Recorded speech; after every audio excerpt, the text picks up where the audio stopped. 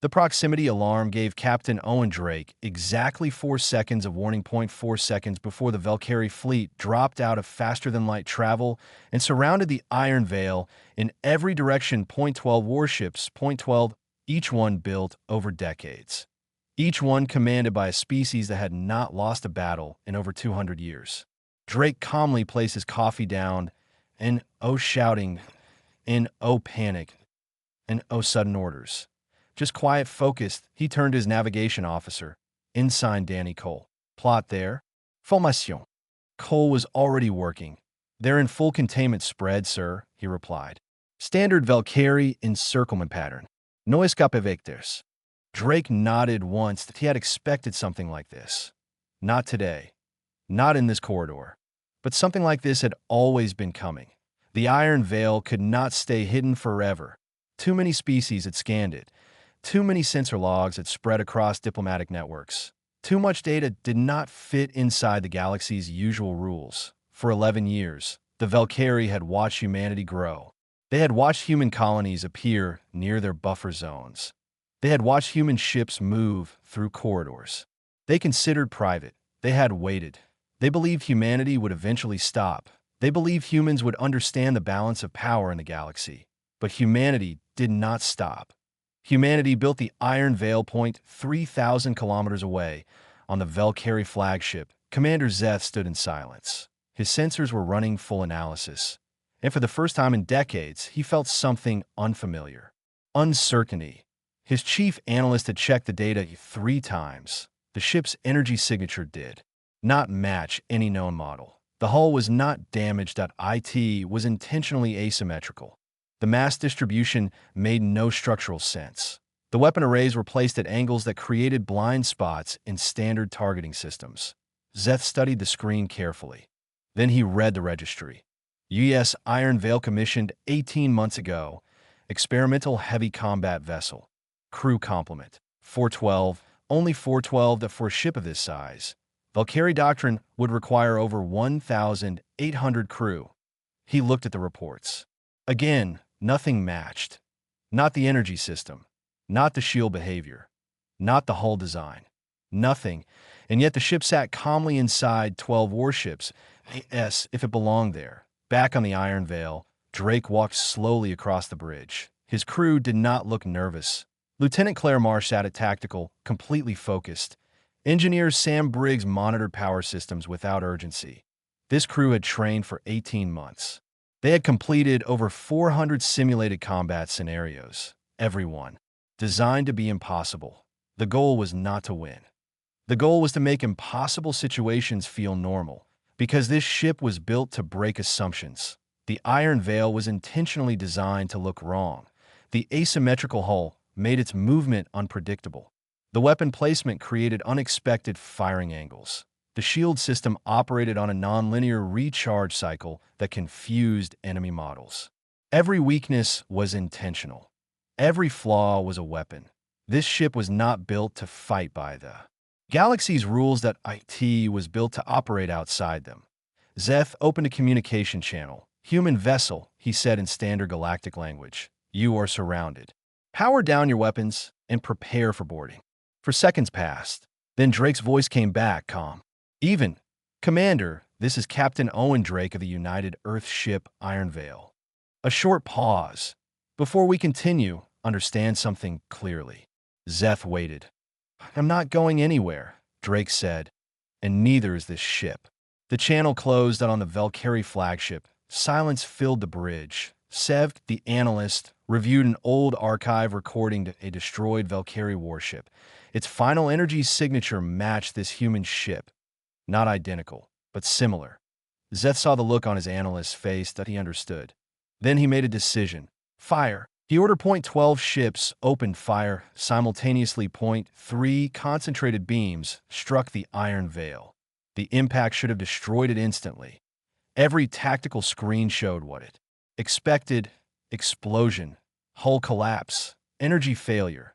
Instead, the ship remained, not drifting, not damaged at no atmosphere loss. Its power signature spiked, higher than before. Sevk whispered, Commander, it absorbed the strike. Not deflected. Absorbed, the energy had been distributed across the entire hull and converted into internal reserves. Zeth stared at the readings. The ship was stronger now. Drake's voice returned over the channel. That was a fair test, he said. Thank you. A pause. Now watch carefully. The iron veil moved, not away, toward them. The iron veil did not retreat. IT accelerated, directly toward the tight cluster of 4 Valkyrie warships positioned to form a kill zone. The Valkyrie. This made no sense that a ship entering close range was supposed to lose maneuvering advantage. Inside short distance, there was no room to escape. That was doctrine. That was logic. But the iron veil did not follow their logic. Its asymmetrical hull created movement patterns that did not match standard intercept predictions. Enemy targeting systems calculated its path, then recalculated, then failed because the ship moved in ways their models did not expect. Not randomly, deliberately. Inside the cluster, Lieutenant Marsh spoke calmly. Target 1. Drive array. She fired. The Valkyrie ship's drives shut down instantly. Not destroyed, disabled. Target 2. Weapons relay. Another shot. The second ship went silent. Systems offline. Still alive. Still intact. Cole adjusted navigation smoothly. Third ship attempting lateral escape. Drake answered, calm as always. Let them go. Marsh continued. Communications array. The third ship lost all coordination ability. Now isolated, blind to fleet commands. The fourth ship reacted differently. IT turned directly toward the iron veil. Full acceleration. Collision course on the bridge. Briggs monitored engineering data. Incoming at maximum burn. Impact in 30 seconds. Drake did not raise his voice. How are port absorbers? Fully cycled, Briggs replied. Running warm, but stable. Good. Drake kept watching T 12 seconds before collision. The Valkyrie captain broke off 12 seconds. That was longer than most species lasted against this ship in simulations. Drake allowed it. He did not chase. The Iron Veil was not built for desperation moves. IT was built for control. 3 Valkyrie ships were now disabled. 8 remained active. Zeth looked at the data carefully. The human ship had taken out systems, not crews, and explosions and casualties. That detail unsettled him more than destruction would have, because it showed restraint. Restraint meant purpose. Purpose meant planning. Seth studied the scans again. The hull is not one material, he said quietly. It is composite. It changes response depending on impact type. Zeth looked at him. That is impossible. Seth shook his head. It absorbs energy weapons by distributing impact. It resists kinetic strikes by compression rebound. No material can do both. He paused, but this one does. Zeth understood something slowly. This ship was not built to survive one battle. IT was built specifically to counter standard warship design. Every major spacefaring civilization had developed similar doctrines over time. Similar hull shapes, similar shield timing, similar targeting logic. The Iron Veil had been engineered to fall outside all of them. At the same time, Drake's voice came back through the channel. Commander Zeth. A pause. Thank you for the exercise. Then silence. The ship repositioned to the center of the formation again. Waiting 8s. If nothing had happened. 3 Valkyrie ships were disabled. The rest regrouped into wider spacing. Zeth adjusted formation to avoid tight clusters, but he was learning. His fleet protocol required him to continue until either the human ship's shields failed or its weapons were exhausted. His models predicted the Iron Veil could not maintain combat energy for long. But those same models had predicted it would not survive the first volley, and it had absorbed it.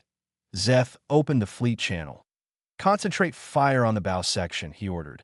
All ships. Maximum output. 9 ships fired together. The combined strike was powerful enough to damage a small moon. The beams hit the bow. For 4 seconds, every tactical screen flared white.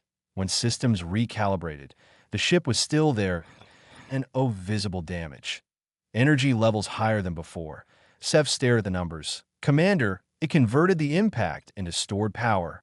Zeth felt something cold settle in his chest. They had just strengthened it. Drake opened a fleet-wide channel. 9 ships. Good coordination. His tone remained steady. I respect that effort. A pause. Now watch carefully. The iron veil fired. Not at a ship. The space between two vessels on the western edge, at a precise geometric point. The shot created a calculated pressure shift. The two ships reacted instinctively and moved. Their movement opened a small gap in formation coverage. Marsh's voice came through. Gap detected. 17 seconds. Drake replied instantly. Take it. The iron veil fired through the gap. The Valkyrie flagship's long-range sensor array went offline. The flagship was not damaged, but was now blind beyond close range. Zeth's bridge lights shifted slightly. As systems failed, he stared at the screen. The human ship had removed his strategic vision. Without destroying his vessel, Zeth finally spoke. It is not fighting to kill us. Zeth replied slowly. No, it is fighting to control the field. The ship moved again, still inside formation, still calm. Always just outside predictable movement patterns. And for the first time since the engagement began, Zeth realized something important. The Iron Veil was not reacting to IT, was executing a plan. The Iron Veil sat quietly in the center of the Valkyrie formation. 6 ships were disabled. The flagship had lost its long-range vision. The rest of the fleet had spread out carefully, avoiding tight clusters. Zeth was no longer thinking about doctrine, he was thinking about survival. Zeth studied the data again. The ship is not weakening under fire, he said, it is strengthening. Every time they attacked it, its power levels increased. Every strike was absorbed, converted, stored. Zeth felt the pressure rising inside him. This was not a ship running out of energy to IT, was a ship charging itself. Drake walked calmly across the bridge. His crew remained focused at N.O. shouting to N.O. panic. Just precision. Cole monitored navigation. Marsh prepared targeting solutions. Briggs balanced power systems. They moved like parts of a single machine. Drake stopped near the main screen. Status, he asked. Shield matrix at full distribution. Briggs replied. We are stable. Drake nodded. Then he looked at the Valkyrie fleet. They were adjusting again. Learning.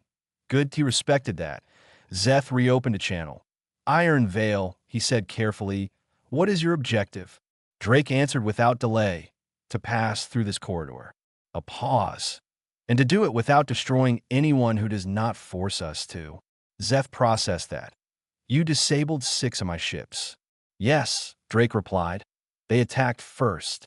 Another pause. Zeth realized something uncomfortable. Every action the humans had taken was defensive or disabling. Not exterminating. Not escalating beyond necessity. That level of control required discipline. Zeth considered his options. His fleet still outnumbered the human ship, but every engagement had ended with his forces reorganizing. And the human ship was still operating at full efficiency. He decided to change strategy. Concentrate fire on the bow section. He ordered again. 9 ships fired. Simultaneously. This time, the strike was even stronger. The energy output could have shattered a small planetary body. The beams hit the bow. For 4 seconds, all sensors overloaded. When the data returned, the Iron Veil remained untouched. Its power readings spiked higher than before. Zeth whispered, almost to himself. It absorbed all of it. Zeth stared. They had just given the ship more energy. Again, down on the human bridge, Drake watched calmly. Then he spoke. Good effort. His voice carried across all Valkyrie channels. Now, I will show you something. The Iron Veil shifted position. Not backward. Not forward. At IT moved directly toward the densest section of the fleet. Cole adjusted navigation smoothly. The ship accelerated in a way that should not have been possible given its mass. The asymmetrical hull changed its thrust behavior mid-movement. Valkyrie targeting systems recalculated continuously. They could not predict the path. Because the ship was not following standard movement logic, IT was using controlled imbalance. Marsh fired secondary. Arrays, not at ships, AT space between ships. Each shot created slight pressure shifts, small adjustments. Those tiny disruptions forced nearby vessels to reposition to maintain firing alignment. 6 ships moved simultaneously. For 11 seconds, their formation became fragmented. That was enough. Cole identified the temporary gap in coordination. Not a physical gap, not a decision gap. A moment where all ships were focused on individual targeting problems. He drove the iron veil through it. Briggs called out. Shield matrix at 47%. They were still stable. Drake ordered calmly. Marsh. Main battery. Flagship drive array. She fired. The shot hit precisely. The Valkyrie flagship's drive systems shut down in emergency cascade mode. The ship did not explode. The IT simply stopped moving. Fully intact. Crew safe, but now immobile. And without strategic mobility, the formation lost its center. Zeth sat in silence. His ship was still alive, but could not move. His fleet was intact, but their coordination was weakening. And the human vessel had achieved all of this without killing a single crew member. That fact was becoming impossible to ignore. Drake opened a fleet-wide channel. All ships, he said calmly. I want to explain something. The bridge was quiet. We are not here to destroy your fleet. We are here to request passage rights through 3 corridors. In exchange, we will share 6 years of deep-range survey data. There are 2 candidate colony worlds in that data. A pause. We transmitted the data before the second engagement. Silence followed across both fleets. Even Zeth had to process that. They had shared strategic data before any guarantee of safety. Drake continued, we want to be neighbors, not enemies. Zeth leaned back in his chair. His tactical models were failing. His doctrine had not prepared him for this kind of opponent. This ship did not behave like a conqueror. IT behaved like a controlled force, strong, precise, limited by choice, not by weakness. For the first time in his career, Zeth felt something shift, not defeat. Understanding that he opened the channel, I will carry your message to the Ascendancy High Council. That is all I can promise. Drake replied, that is enough. The engagement ended without further fire.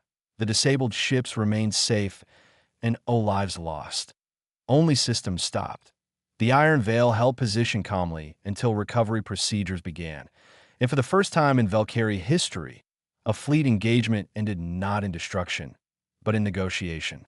The first Valkyrie fleet had withdrawn. 0.6 ships were disabled, but intact. The flagship was restored to movement, but still processing the reality of what had happened. For a short time, space was quiet. Then new contacts appeared on long-range sensors. 20 more warships. Incoming. Full combat formation. Different command group. Fresh fleet. They had been monitoring the engagement from a distance. And now they were arriving down the Iron Veil. Cole called out calmly. 20 new contacts. Valkyrie configuration. Full approach speed. Drake nodded. He did not look surprised. Total now, he asked. 26, Cole replied. Drake folded his hands briefly to 26 warships. Against 1 human vessel, a T-reduced shield capacity. Briggs reported from engineering. Shield matrix at 62%. Secondary arrays need 8 minutes to fully cycle. Drake nodded. 0.8 minutes. The incoming fleet would arrive in 3. He did not respond immediately. Instead, he walked to the front observation panel. The new formation appeared on screen. This fleet was different. They had studied the first battle. Their ships were spaced wider in tight clusters and obvious corridor gaps. They were adapting. Drake respected that. Inside the approaching fleet, Admiral Vraze studied the data from the previous engagement. He had reviewed the full recording multiple times. 0.6 ships disabled and casualties. Energy absorbed and reused. He understood something clearly. The human ship was not random. IT was engineered specifically to counter standard fleet behavior. His science officer confirmed it. Their tactical model could not predict the ship's movement reliably. The model had no category for intentional asymmetry combined with adaptive energy absorption. Vraze gave his order. Open formation spread. The 20 ships expanded their spacing. They would not create cluster vulnerabilities. They would not repeat the first fleet's mistakes. Drake watched the spread form. He nodded slightly. They learned, he said. Cole looked at him. Sir, they improved their spacing. Marsh studied the screen. They eliminated easy corridor triggers. Drake smiled faintly. Good. He turned to his crew. Listen carefully. The bridge became quiet. When we accepted this ship, we knew it would bring situations like this. 26 ships, Against one. This is exactly what we trained for. He paused. I am not worried. His tone was steady. Not arrogant, just confident in preparation. Briggs reported, engines at full output. We can maneuver aggressively if needed. Drake replied, good. We may need it. The Valkyrie fleet continued approaching that NO communication YET NO warning. They were coming in silently. Determined that on the lead Valkyrie ship, Admiral Vraise received a summary of the first engagement point 6 ships disabled. Flagship blinded. NO deaths. He studied the pattern. The human ship disabled systems, not lives. That choice was consistent. IT was not accidental. That IT was policy. Vraise leaned forward slightly. He realized something important. This ship was not fighting to win territory. That IT was fighting to control outcomes. There was a difference point 3 minutes to contact. Drake stood. Cole, hold position. Sir, let them come to us. Cole hesitated only briefly. Then he locked the ship's position.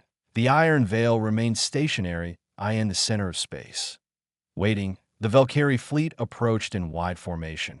They had seen the previous battle recordings. They knew not to cluster. They knew not to rush blindly. They were disciplined. Vraise gave final orders. All ships. Continuous fire when in range. No pause. NO breaks. Sustained output. They would overwhelm the human shields with volume. Drake watched calmly as they entered range. Then he said, Marsh, prepare secondary sequence. She nodded. Briggs confirmed power distribution. Cole maintained position. The fleet fired point 20 ships, unleashed coordinated energy fire. The first wave hit the shields. The Iron Veil absorbed it. Shield levels dropped slightly, then stabilized. Energy reserves spiked upward again. Briggs checked readings. Absorption working as designed. Drake nodded. Good. The second wave landed. Stronger. The shields fluctuated, not collapsing, adjusting. The nonlinear recharge pattern began distributing load across the hull. Every impact spread evenly. NO single damage point formed. The Valkyrie targeting systems attempted to identify weak zones. They kept shifting because the shield pattern evolved after each strike. Vraise watched the readings instead of weakening. The human ship was becoming more stable. His analysts began recalculating. They had underestimated energy, recycling efficiency. Every volley was feeding the ship. Vraise realized the uncomfortable truth. Continued firing might only strengthen it further. Drake waited until the fleet had committed fully. Then he gave a simple order. Move. The Iron Veil accelerated, not away, forward, directly into the wide formation. Point 20 ships adjusted simultaneously.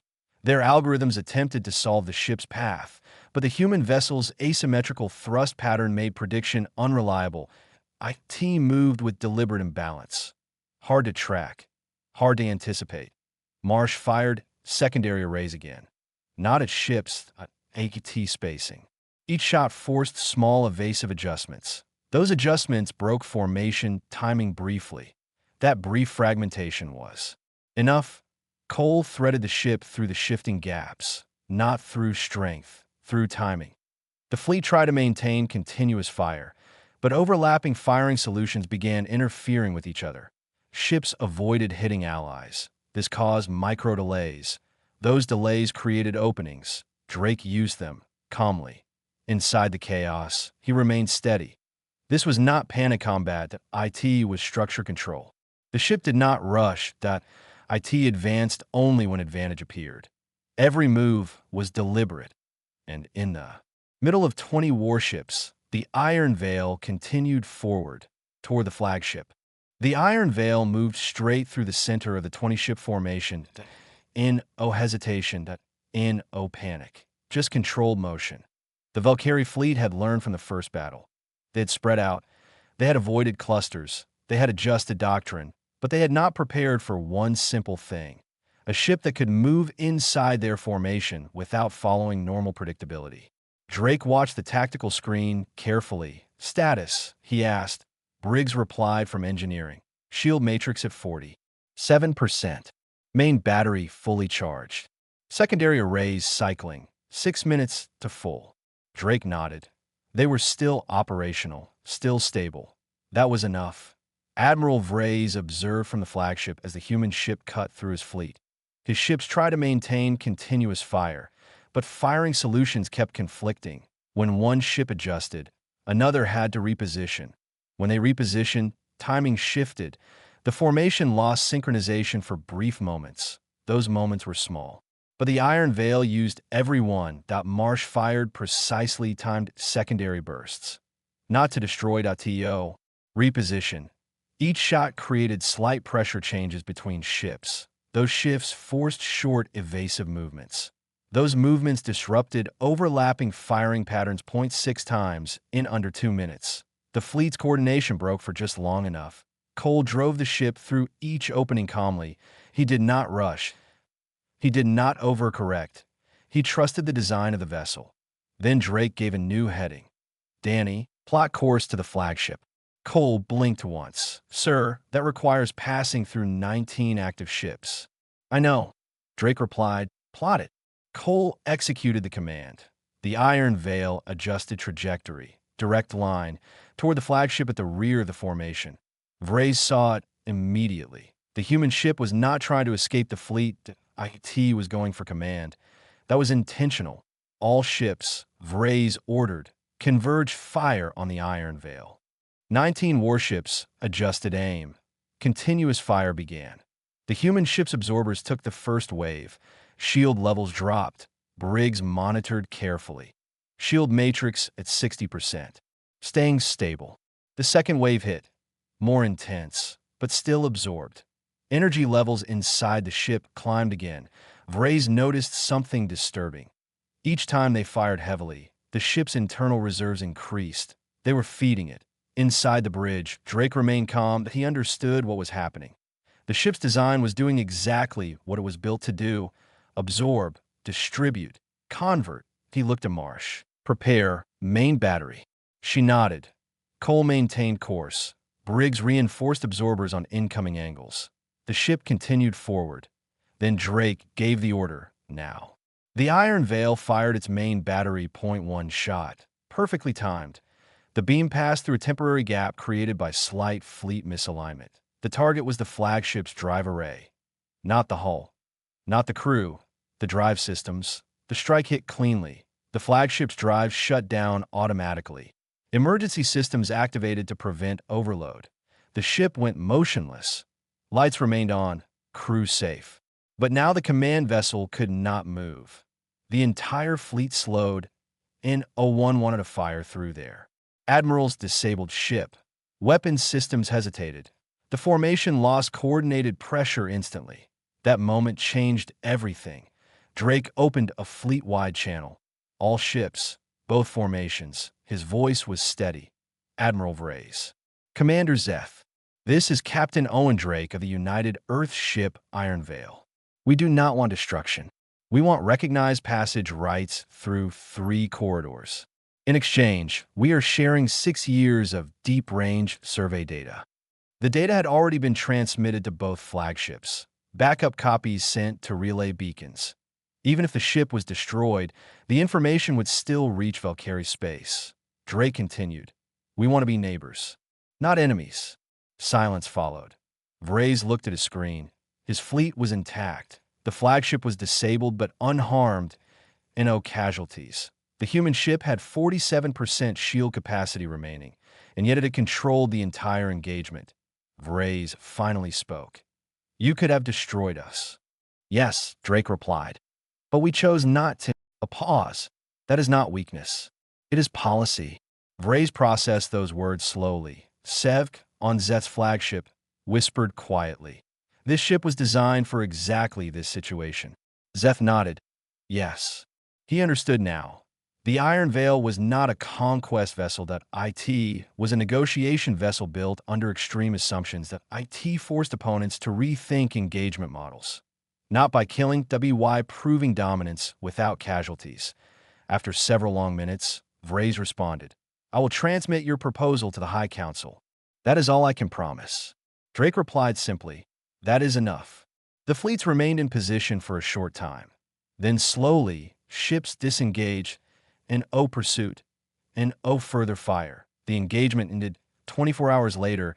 The Valkyrie Ascendancy High Council reviewed the full data, both fleets' reports, the survey package, Admiral Vray's recommendation. They debated for 3 days. On the fourth day, they accepted the proposal. Passage rights approved. Formal diplomatic meeting requested. The Iron Veil was invited. Earth's diplomatic office responded. The ship would be available if needed. And at the bottom of the message was a small note. Captain Drake had requested that the meeting location include good coffee, because he had run out during the engagement. The Valkyrie Council read that note carefully.